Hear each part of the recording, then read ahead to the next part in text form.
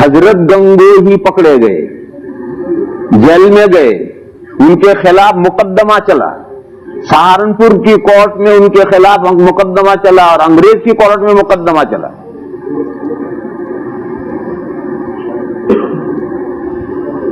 مقدمے کا قصہ عجیب ہے. حضرت مقدمے میں تشریف لے گئے تو حضرت کے پاس تصویر تھی, تو انگریز نے پوچھا تم نے حکومت کے خلاف جنگ لڑی؟ تو حضرت نے فرمایا جی لڑی. اس جواب دے رہے ہیں جی لڑی. ہتھیار کیا تھا تمہارے پاس؟ فرمایا یہ تھا. سبحان اللہ سبحان اللہ سبحان اللہ سبحان اللہ سبحان اللہ. بس اس کے علاوہ کوئی تیسرا جواب. لڑی گورنمنٹ کے خلاف جنگ لڑی, ان کا لڑی. ہتھیار کیا تھا؟ کہا یہ تھا. سبحان اللہ سبحان اللہ سبحان اللہ. پتہ نہیں ان دو باتوں کے کیا اثرات پڑے اس جج پر کہ اس نے بالکل بے گناہ ڈگری کر دی, اور اس نے لکھا کہ یہ تو کوئی پاگل آدمی معلوم ہوتا ہے مجھے, یہ گورنمنٹ کے خلاف کیا جنگ لڑے گا.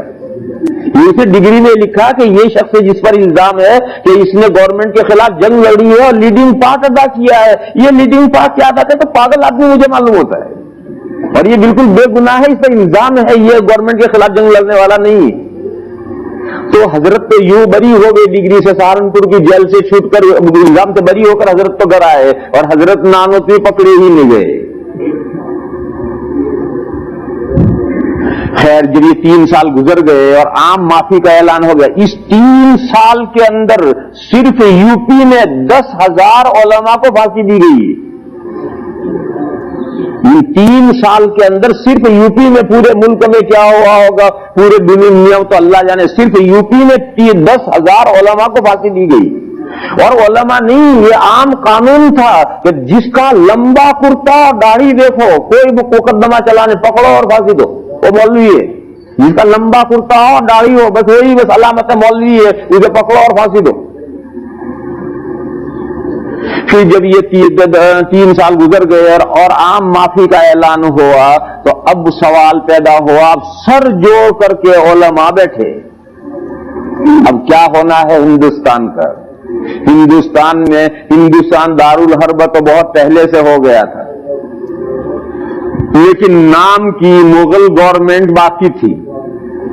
اس نام کی جو گورنمنٹ باقی تھی اسے کام کی بنانے کے لیے محنتیں ہو رہی تھی, جہاد ہو رہے تھے کہ انگریزوں کی آفت دور ہو اور ملک اپنا آزاد ہو اور مسلمان حکومت جو ہے پاورفل ہو.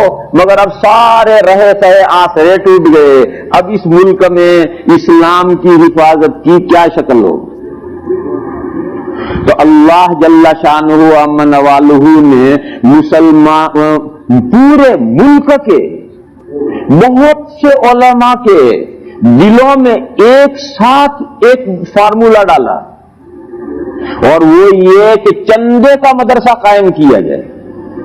چندے کا مدرسہ, یہ اس سے پہلے کوئی جانتا ہی نہیں تھا. اسلام کی 13 صدیوں میں یہ کوئی جانتا ہی نہیں تھا کہ چندے کا مدرسہ, یہ نہیں جانتا تھا کوئی.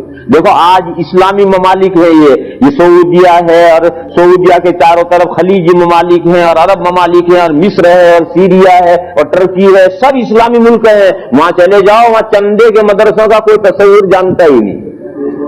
وہاں کیا ہے؟ اسلامی گورنمنٹ ہے, وہ اسلامی حکومت کی یہ ذمہ داری ہے کہ وہی مسجدوں کے امام رکھے اور مسجدوں کے مؤذن رکھے, ان کی تنخواہیں دے, مکتب قائم کرے, ان مدرسوں کو رکھے, ان کی تنخواہیں دے. یہ سب حکومت کی ذمہ داری ہے.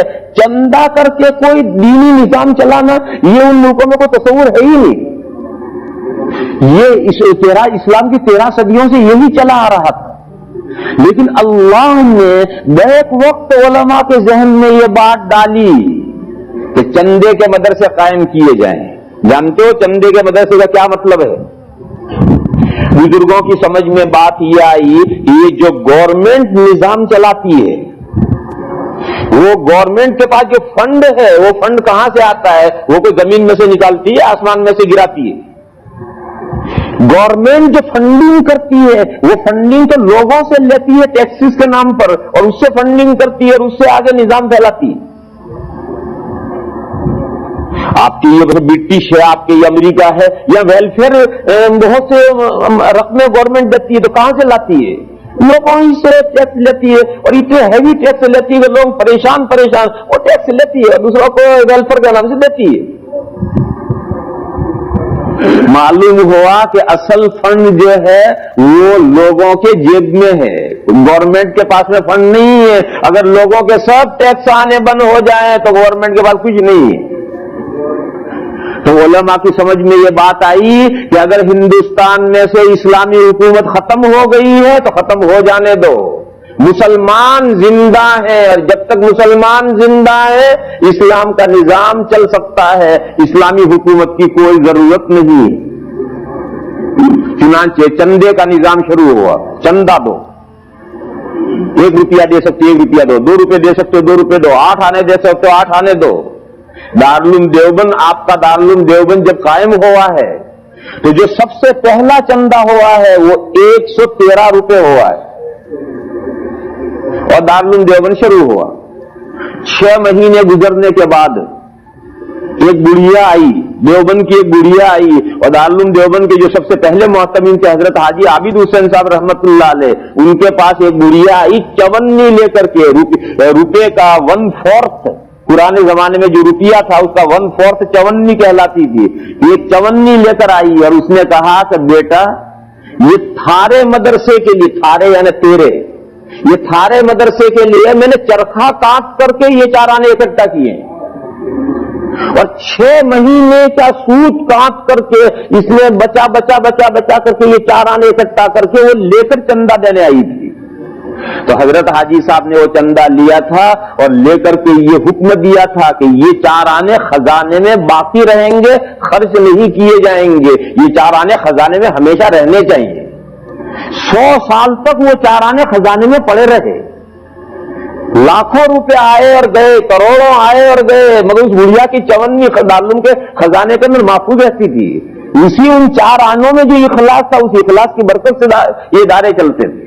اور آج میرے بھائیوں, آج یہ ملک ہیں, پاکستان ہے, بنگلہ دیش ہے, انڈیا ہے, افغانستان ہے, برما ہے, نیپال ہے, ان ملکوں میں آپ جا کر جائزہ لیجئے, کروڑوں مدرسے ہیں, مکتب ہیں, مسجدیں ہیں, امام ہیں, مؤذن ہیں, کوئی حکومت کی ہیلپ اور مدد نہیں ہے. کہاں سے سب نظام چل رہا ہے؟ مسلمانوں کی پینی سینٹ ڈالر اکٹھا ہوتے ہیں اور قطرہ قطرہ دریا شود, قطرے قطرے مل کر دریا بنتے ہیں, اس سے فنڈ بنتے ہیں, ان فنڈوں سے سارے دینی نظام بنتے ہیں. اگر ملک دارالحرب ہے تو ہونے دو دارالحرب کو.